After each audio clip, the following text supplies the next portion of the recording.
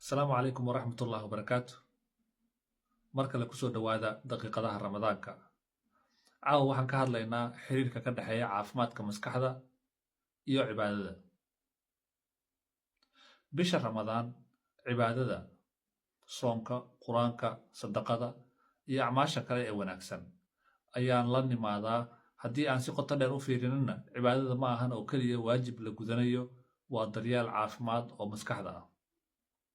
Marka aad salaada u istaagto, waxaad joojinaysaa mashquulka iyo orodkii dunida.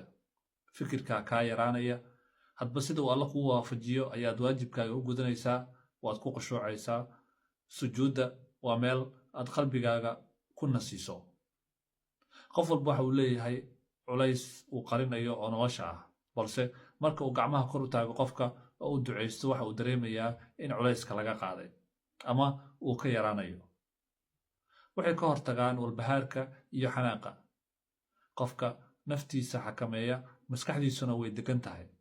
Sidoo kale, marka aad quraanka akhrido ama dhagaysato, qalbiga uu ku degaa.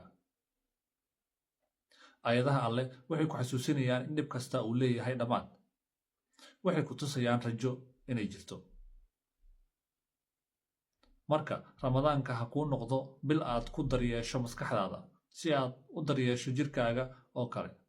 Haddii jirkaaga cunto u baahan yahay, maskaxdaaduna waxay u baahan tahay cibaado, xusuus iyo xiriir toos ah oo aad Alle la yeelato. Ramadaan Kariim.